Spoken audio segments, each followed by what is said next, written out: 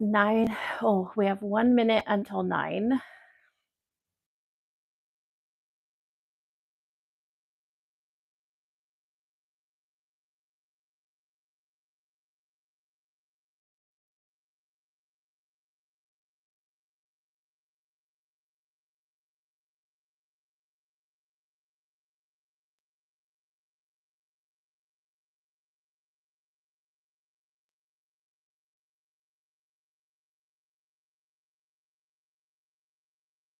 Hi, Lynn. Good morning.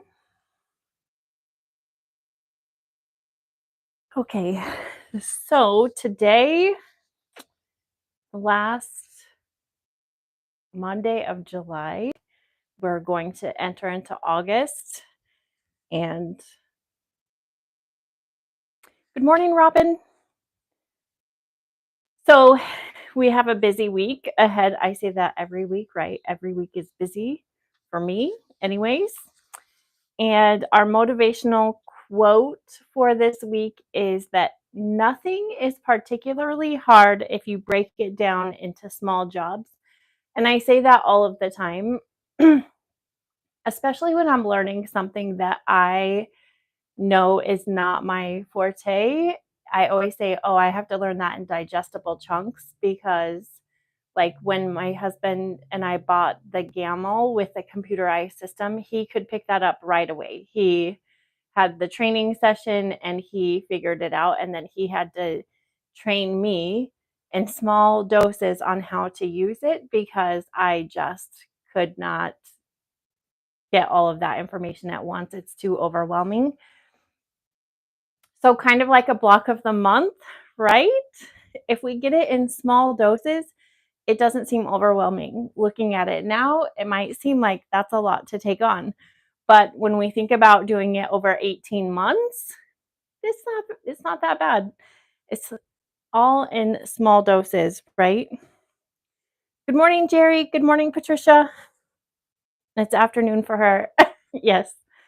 So yes, we need those things in smaller chunks of whether it's lessons or jobs or anything. And all of those small things add up to big things. And now I can operate the computer system and I don't get as stressed about it, especially when something goes wrong. It's like, okay, I'll just go back to the basics and figure this out. And if worse comes to worse, I wait for Rob to get home. So, speaking of my husband, Big Rob, or the Rob, some people call him.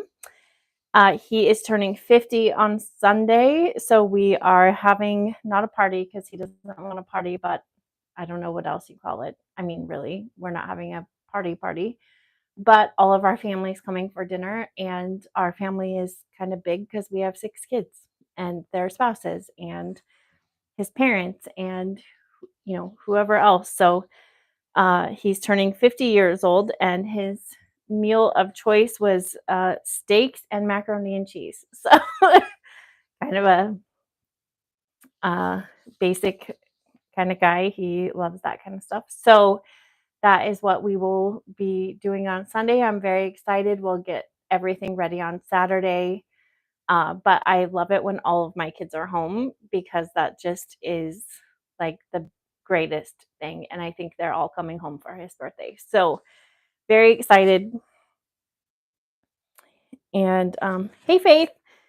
So, other than that, the big news for me is that I finished the Little Pink Homestead, which you can see behind me. I actually, I think, designed this last year sometime, and I had been waiting for sample yardage of chicken scratch to come because this is made with Live Boldly and Chicken Scratch fabrics, but Chicken Scratch hasn't landed yet. But I wanted my sample to be made with my 2 lines of fabric. And so I had decided that I was going to do videos for every single block because it's an 18-month block of the month. there's just so many blocks in it. It's not a huge quilt. I don't even know that it's twin size. Actually, it kind of looks a little bit bigger, but it might be twin size. But yeah. So and that's the biggest block of the month that I have had. I mean, not biggest in size, but variety of blocks. And so I had this idea that I would do a video for each of the blocks, and then um, I would drop one every other week for, I guess, 36 weeks because it's an 18-month block of the month. Um, so I was doing those videos as I was making the quilt, and I rarely do that. Usually I have a sample made and then I make the blocks. But so I was literally testing the pattern and making the blocks and doing the videos as I was making the quilt. And it took so much longer than I anticipated for it to take. I mean, because I think I started it in May, and I mean, now we're at the end of July. If I was sewing the sample and just sewing it through, I could have it done in, less than a week. But I think I got hung up on a few things, as far as I had to do the applique, which really didn't take me that long, but having to do a video on bias tape, and I had to wait for Rob to get here so he could, you know, I couldn't film that by myself. And then doing all of the embroidery, because there's some embroidery in here too. So those are going to be optional things that you don't have to do, but I wanted to do it. And those designs that I did and a few extras will be included in the pattern. But embroidery was really my first love. And so I wanted to include that in this quilt for whatever reason. I think that this quilt is just kind of special to me, honestly. I think it contains my first 2 lines of fabric. It, has the little pink barn, and it's not the first quilt that I did that has the little pink barn, but it just sort of has a little bit of everything. And um, as soon as I designed it, I wanted to make it, and I was going to be special, and I wanted to share that with everybody. And so it will be free while we're doing the sew along. After the sew along, then I will be marketing it to shops and whatever for a pattern. But for those weeks that I list it, I'll have everything on the blog sometime this week. I'm still sort of researching how I'm going to do all this, and I wanted to get it on the blog today, but I have to figure out some things with my newsletter so that I want to be able to deliver the block to you, so that you have it in your inbox, and then the video will drop on that following Friday. So that way you have time to get everything prepared, work on it, and then if you need the instructional video, it's there. So I want to just make sure that I get all of those kinks worked out. But the quilt along will start September 6th. That's when the first video will drop. So later this week, I'll be putting out all the information so that you can sign up for the newsletter. And then when you sign up for that segment on my newsletter, it will automatically, every time I drop a block, it will go to your newsletter. And then that's going to be the only place that anybody can get the blocks. And you can only get the block for those 2 weeks. And then I'll be listing those individual blocks on my website for a nominal fee. It just takes so much work and time to coordinate and get all of this out there, but I want to do that because for a couple of reasons. One is that I just want to share this project because I love it so much, but also because so many of you have supported the dream, the little pink barn, and by commenting, following along, all of the people that came to the open house that were able, the whole thing has been more than I could have imagined, honestly, because I didn't set out to, I didn't think that it would resonate with so many people or that this would be such a big deal. literally just needed a studio, and there was a barn on the property, and then I just started creating it. I didn't think that it would be like this thing that people, everywhere I go, if I leave kind of town or whatever, people may not know my name or who I am, but then if they hear, "Oh, the pink barn, you're the one with the pink barn." So, the barn is more famous than I am, which is okay. Like, I'm totally fine with that. Like, I think it would be weird to be, like famous, whatever that is. And so I think that the barn just sort of resonates with a lot of people. And this Little Pink Homestead quilt has just a little bit of everything. It has chickens and hearts and trees and embroidery and applique and paper piecing. There's every technique in it. And I know that not everybody's a fan of every technique, but and even for me, I kind of got hung up on the applique. I ended up fusing it because I just ran out of time. And my stuff is always just a sample anyway. I'm not going to wash it. But after I stitched it down on my long arm, I don't think it's going anywhere. I stitched it down pretty good. And I think I probably could wash it, and I'm not like really worried about it if I have to. So uh so the other thing that I am working on, I have to do another set of videos today. I have a lot kind of on my plate. I'm trying to get everything scheduled for the rest of the year as far as the YouTube channel. I'm really working on um, getting the YouTube following and getting that sort of worked out. That seems to be like the next thing that every company kind of asks for, wants. And it's been kind of this whole last year that if someone is struggling with a pattern, just someone, randomly who has bought a pattern, will say, "Do you happen to have a video?" I think everybody's sort of getting used to there being a video for everything, which I don't know that that's a good or a bad thing, but um, and it's going to be impossible for me to make a video on every single quilt that I do because I just don't have that much time. But I am trying to work at having something out there every week. And I have a catalog of designs. So I'm just sort of going to tackle that. And as I introduce new things, sort of let that be a part of the launch if that works out to be. It's really hard to do that with everything because the timing of everything, whether, I work a lot with fabric companies. So a lot of times we have to have things ready and able before the sample yardage even arrives, which seems crazy, I know, but that's just working in the business. So sometimes, I have a pattern launched out there and I still don't have the fabric for it. I have a tech writer, I try to, do things as much as possible to thwart any errors or, anything like that. But things happen every now and then. But for the most part, and my end goal is to always have a quilt made for the pattern. I always do it, but it might just be a little bit while after the sample is made.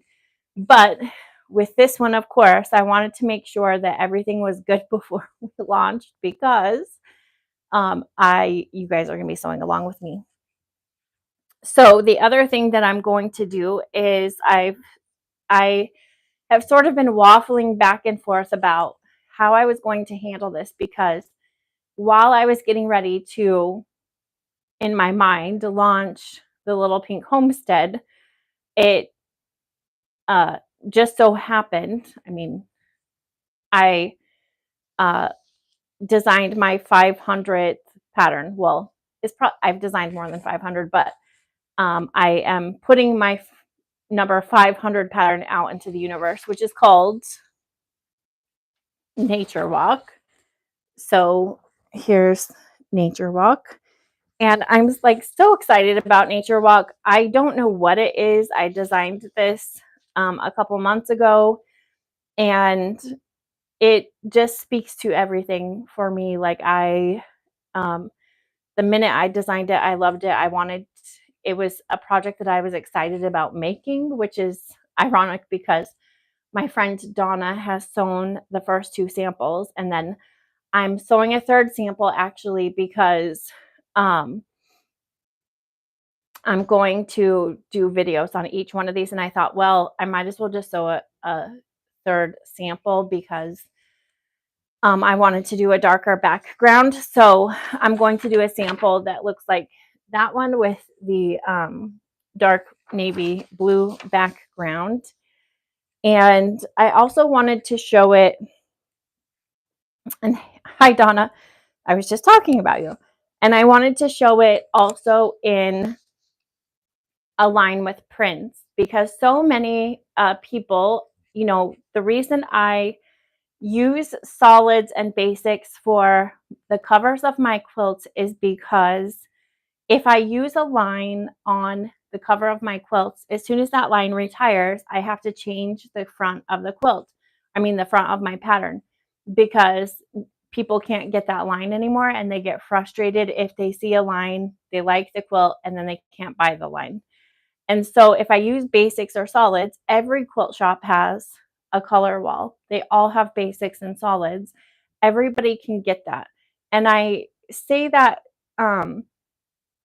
too because you can um, put any print in there and make it work as far as like, you know, if you have the orange, find an orange print. If you have a yellow, gold, find those prints. And that's what we did with this version using Riley Blake. And the line is called Albion by Amy Smart. And I absolutely love the way that it turned out. There's, you know, I used a green floral here. There's sort of a gray print that we used instead of one of the browns. Instead of the teal color, we used this dusty blue color. We had 3 shades of like yellows and browns, golds in her line. So we were able to use that for the sun. And she had these sort of dusty rose, mauve, pink color. So we were able to replace those with the pinks. And she had these like reds, rust colors that we used in place of the orange. And it all looks so beautiful. And look at that blueprint for the tree there. So it all worked out perfectly to use those prints, see it in a different way. And we also used a small print for the background. I don't know if you can see that very well. So you don't have to use solids with my patterns. You just have to replace whatever the color is with a print that you like. And so I wanted to show that versatility. And so again, I'm making all of the blocks with the navy background. And I think I'm just going to do a whole sew along at the end of September that will be a block every single day during that time. So I think it's like 10, 11 blocks, whatever it is. Every single day, I'm just going to do a block. And I think I'm going to just discount the pattern and launch it out so that everybody can have the pattern for a low price. And then you're welcome to join me on the sew along every day for that last week in September and October, when taking a nature walk is a beautiful time of year to take a nature walk because the weather is nice. It's not blazing hot. You can go any time of the day and said we'll be sewing blocks. But that's sort of when some of the leaves start to change color and things happen. But I wanted to do something special because it's number 500. That is such a huge accomplishment. And if you would have told me back in 2018 when I launched my first pattern that I would have 500 patterns, I would have not believed that. That's just totally insane. So be on the lookout for that. And I will again, good morning, Barbara. So I will be preparing you for all the details on that as well. So you'll have to sign up on my newsletter, but I'll be sharing it on my blog and the social medias and sharing the block a day. Donna made 2 of the samples and she said a block a day is totally doable. And I think she's right. I think the thing that takes the most time is cutting it out, and she can confirm that for us because I started cutting it out last night. I got all the background done, and today I'll be getting all of the colors done. And then I'll start filming tomorrow, getting several of the blocks filmed for you all. And I have to quilt the second sample that she did. I got this one quilted and I did the binding yesterday, and I have to get the other one quilted, and we will get that going. But again, this one also has a ton of techniques, whether it's curved piecing, paper piecing. There's a lot of templates. It was so easy to design, and the pattern is not, it would be for probably intermediate quilter. I think we can all do it. We have it. Again, my inspirational quote: we're going to do it in digestible chunks, 1 block a day, and you'll be able to do it. So as you're cutting, there is little squares that you can cut out that are included in the pattern. So you have piles of which block, which pieces go with which block. And that is really a lifesaver. So just take it one step at a time, and it's broken down so easily, it'll be okay. So, and Lynn says, that will be fun. Congrats on 500. Thank you so much. That it is really kind of amazing. Oh, and I just kind of wanted to share these. I had a little gift in the mail, and I was just so touched by it. Venetia sent me some journals, and this one says, Dream Big. And this one says, You deserve your dreams. And it's really shiny and pretty. And then this pink sparkly one, anybody who knows me knows I love anything sparkly. And in fact, the white fabric in Chicken Scratch that I use for the background on pretty much everything is called Sparkle. So it's not really sparkly, but it's called Sparkle with the white. And then it has little flecks of color with the little chicken feet and chicken scratch grains kind of a design. And so those are the big announcements that I'm doing 2 sew-alongs. One will be a daily thing for a certain amount of time, and then the Little Pink Homestead will last. I think it goes, I haven't kind of mapped it all out fully, but it's going to start in September, and I think it goes through May of next year.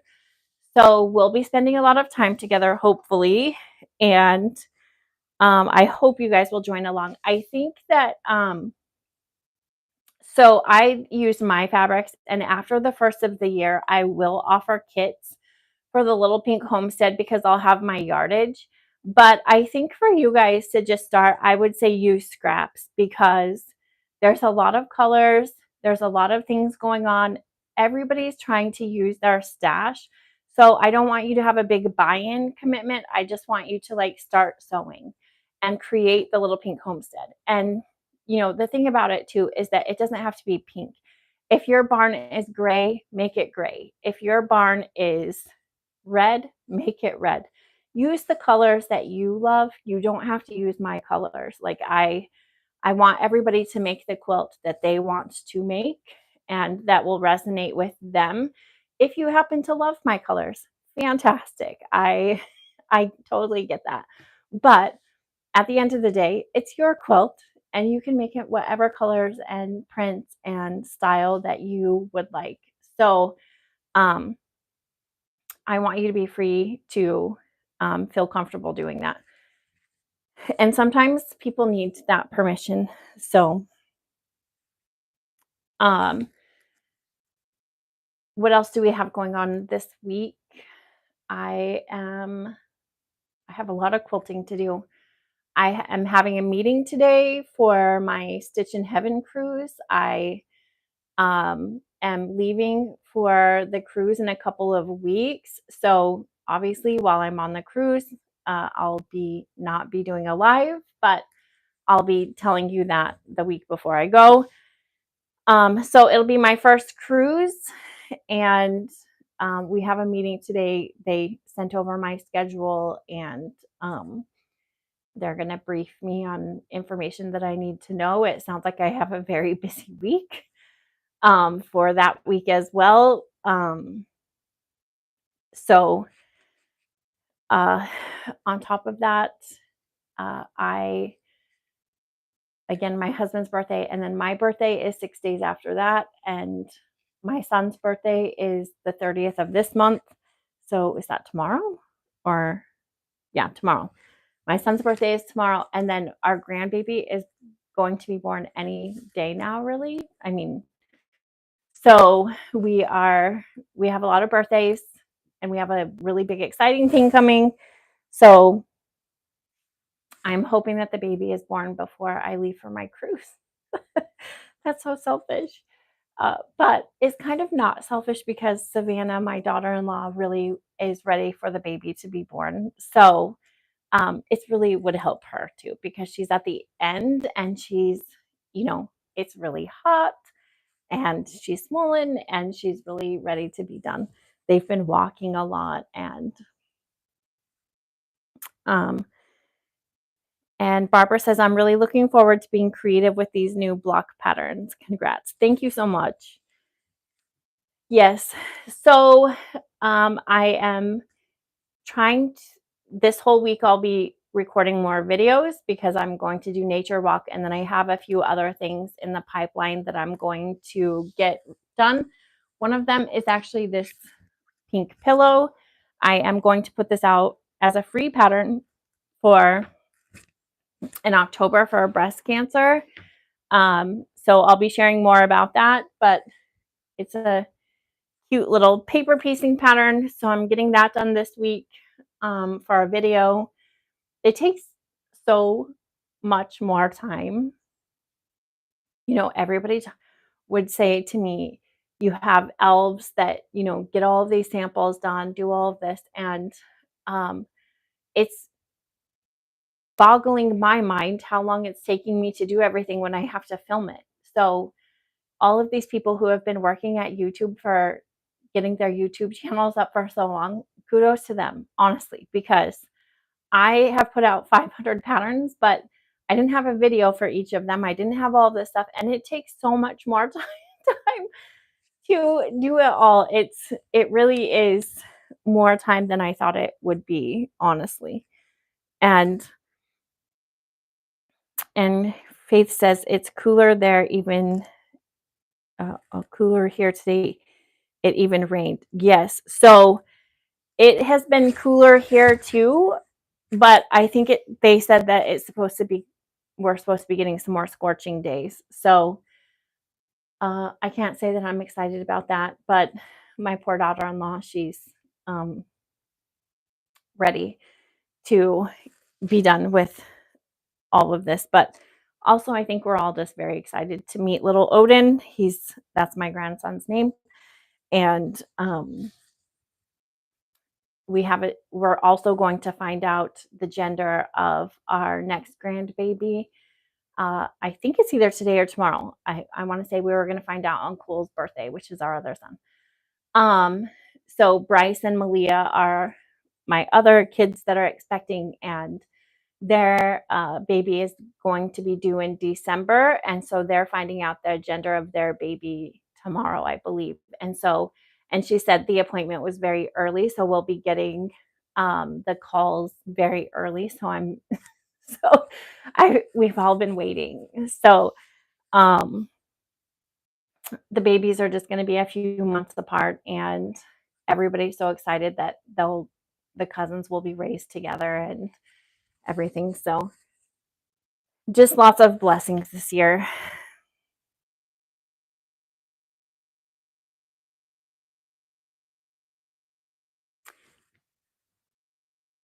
I feel like there's questions coming in.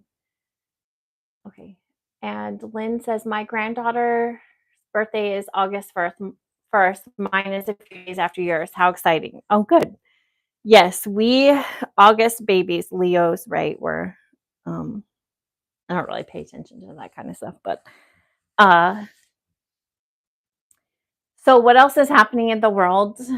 I have been sort of shutting it out because I just don't want to deal with any of the politics or anything that are going on and all of the outrage about whatever thing is outraging people at this time. I've just really been holed up in the studio, and Rob was learning how to use the drone this week. We get the drone out like every couple of months, and then it's like this big learning curve, and every time I have to like figure something else out because he either doesn't have his phone charged.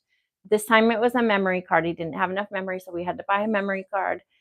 Every single time there's something else. So we're whittling down the process, but he has to learn how to use it. But it was funny because the first time we took the drone out and he used it, he hit me in the head with it, trying to be funny. And it was not funny. It hurts. And he was laughing about it. And then he was telling our kids how he did it, and they were all laughing about it. Well, this weekend, he what was using it and he flew it right into his face on accident because he was looking at the monitor on the controller, and he flew it into his face, and the blade like hit his nose and it started bleeding, and his nose was all swollen, and he still has like a cut on his face and everything, and he was so dramatic about all of it. He made a Facebook post and all the stuff, and then he goes to church and he's like telling everybody about, he's telling our pastor about, because everyone's like, what's wrong with your face? And so he's telling, and I told the pastor, well, he deserves it. He hit me in the head and he laughed about it. And so the pastor's like, oh, do you guys need to go to marriage counseling? And then he prayed for us right away. So I was like, no, he just needs to learn how to drive the drone so that he doesn't have these accidents, and he shouldn't make fun of people when he hits them. So he's the one that needs to be prayed for. So Faith says, poor baby. I know, Faith, you saw his post. He's so dramatic about the whole thing. And then he made this post and he said something about the fact that he gets hit in the face and then the pilot doesn't even check on him, and I was like, you were the pilot. And he's like, oh, victim blaming, sure, whatever. And I'm just like, he tried to make it sound like I was the one driving the drone. I've never driven the drone one time because it's just not, I'm not a video game person. I don't kind of do any of that stuff. So the learning curve for me would be like exponential. Yes, he needs a helmet for sure. Faith. Yeah. So what he had to do, because it usually has all of these like sensors, so it won't like go somewhere if it detects something, but he had to turn it off because he was like trying to go into the barn doors, and there was all these things putting the sensors off so it wouldn't go into the doors. And so he had to turn that off. And then he didn't realize when he was backing it up that he was backing it up into himself, which makes it all the more funny to me. But anyways, yes. So he's pretty funny about the whole thing, and his face is starting to heal, so he's getting better. But I made him pull out the drone again on Sunday to do something, and he's like, "Oh, sure. You just want me to bring that out again after I've been so traumatized?" And I'm like, "Oh, okay." What? He has a line for everything, honestly. It's exhausting sometimes. And Jerry says, "Love the new pattern." Thank you so much, Jerry.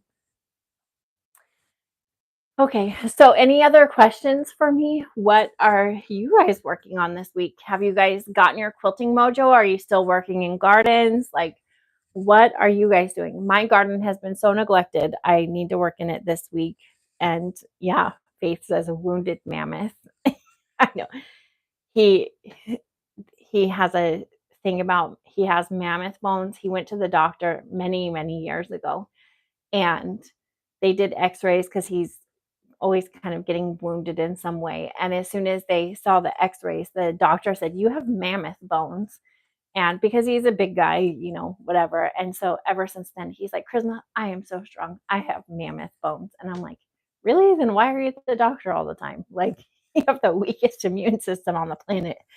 So, um, we all kind of, make fun of him because he says these funny things. Um, so what was I saying? I don't remember what I was saying. Oh, my garden has been so neglected. I need to go out there and do some weeding and it's just it's been hot. I've been busy. I hurt my shoulder in some way. I had torn my rotator cuff years ago quilting, and then this other one has been acting up so much. I'm going into the chiropractor today. So I think we'll get x-rays and see if there's something, but I think pretty much on those kinds of things we need to have an MRI, but I'm just going to see if they can kind of make it better. So every time I went out to garden, I was in pain for 3 days after. So it was something that I was doing, and it has not been good for 3 weeks, but it took that long to get into a chiropractor. So I'm just kind of, I'll be going this afternoon, and I hope that they can do something to make me feel better.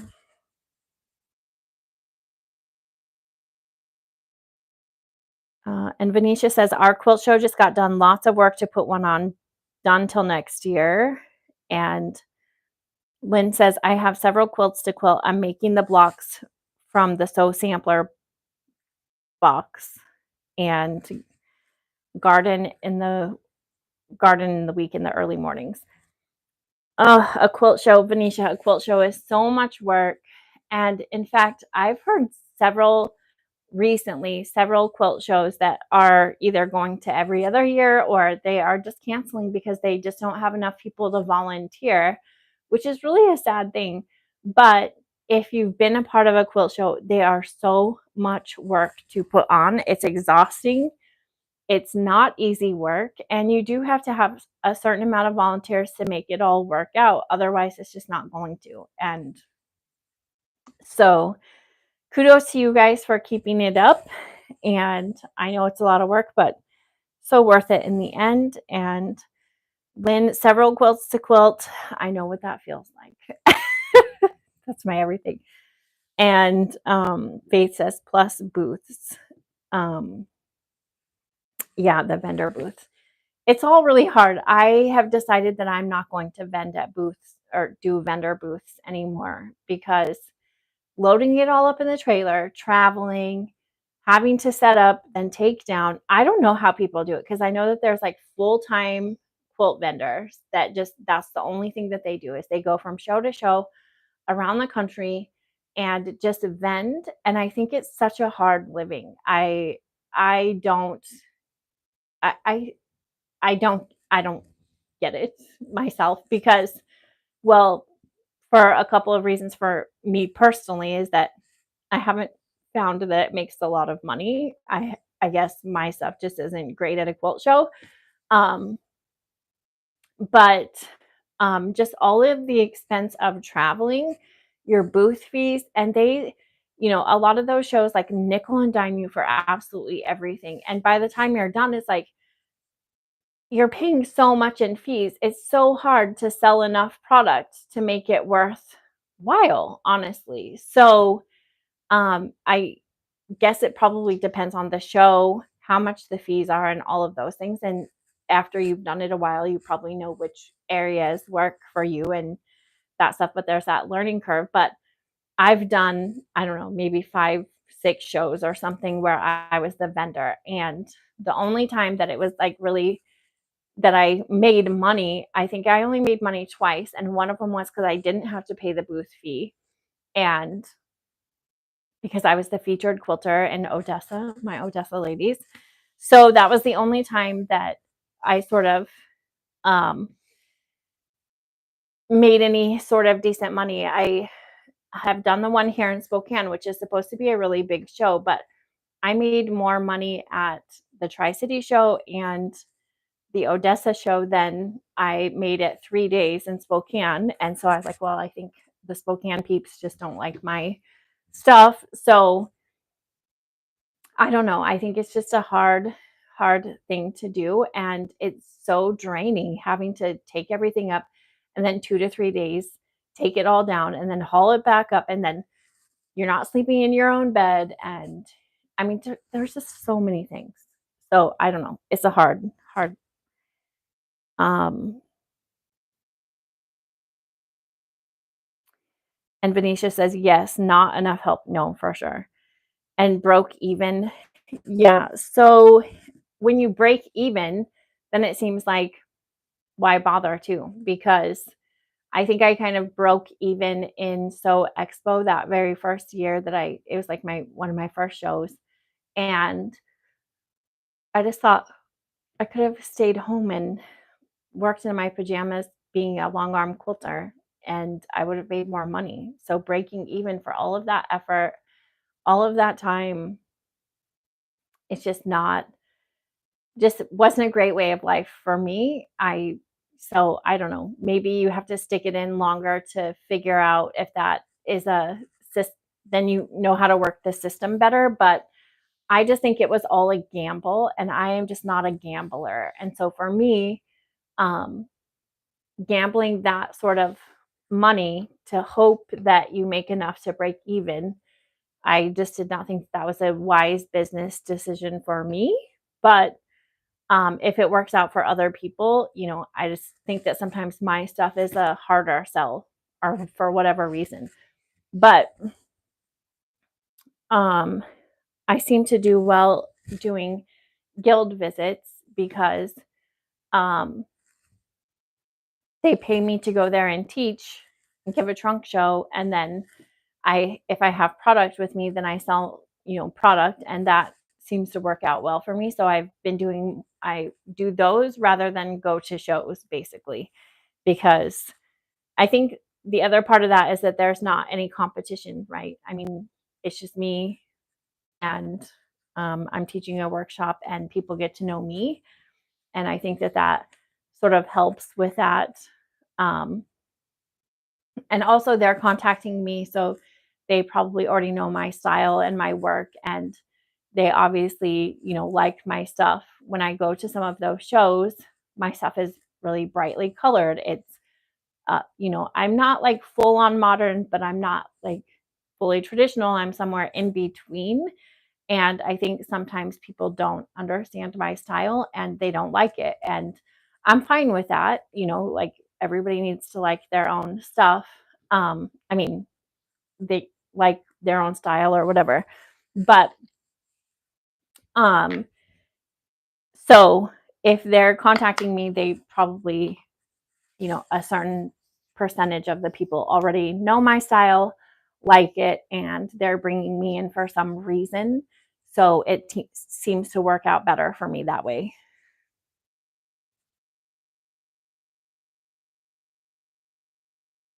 And Faith says you have a following. I think I'm really developing that. I didn't for quite some time. And now, obviously, I think the Pink Barn has kind of helped with that, which was none of it was intentional. That's just kind of how it happened. But still, a lot of people don't know who I am. And I have to explain that. Um, it's funny. I used to be able just to not wear a name tag or, whatever, and nobody really knew who I was.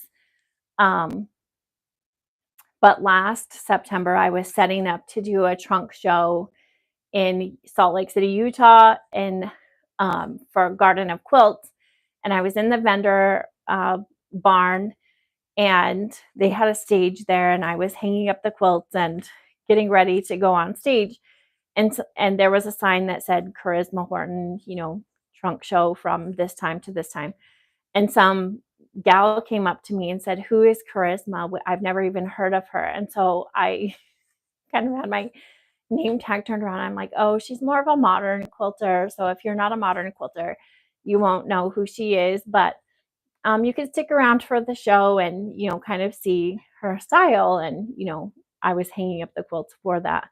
And, but I didn't want to say, "Oh, well, I'm her," or like embarrass her or like anything. So I just acted like, oh, she's more modern. She does some block of the month design. She's fairly new designer, so you probably wouldn't know who she was, whatever. And then um, someone saw me from behind the stage when I was like waiting to go on, and she recognized me right away and said, "Oh my gosh, it's Christmas."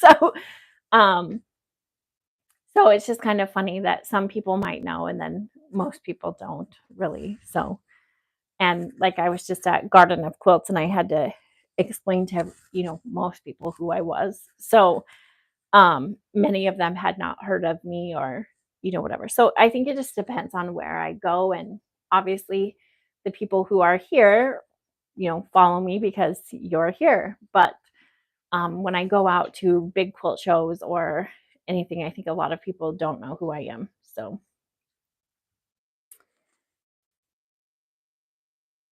and Venetia says that's funny. Yeah, I didn't want to make her feel bad for not knowing who I was, because that would have just created an awkward moment. But I don't know if she stuck around to find out who Charisma was. So maybe it would have been awkward when I was on stage telling my story, and then she would have been like, "Hey, there she is." But um, there's a lot of people walking in and out or whatever, so you just never know.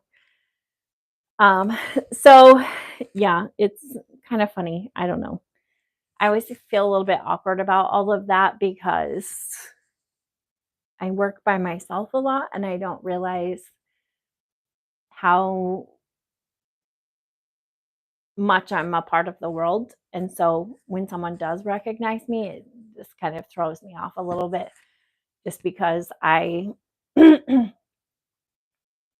the internet has done magical things to, connect people, and you just don't know how many people that you've connected with, honestly.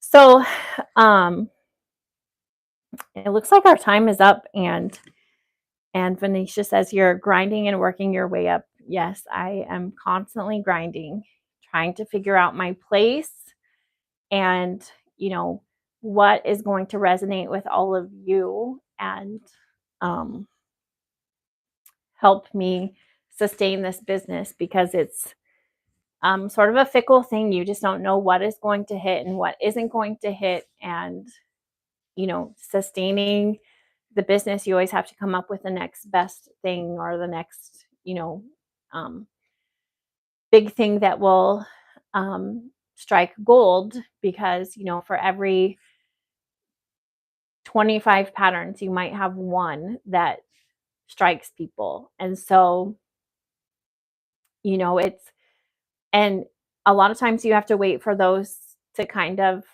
marinate, live boldly. I had actually put out in 2019, and it didn't strike gold until Jenny Doan put it on her channel in uh, the summer of 2021, right? No, 22. It was 22, 2 years ago. So 3 years until, it sort of really did anything. So sometimes you just don't know, and you just don't know when, and you don't know how. It's just kind of a, I don't know, magical surprise, I guess.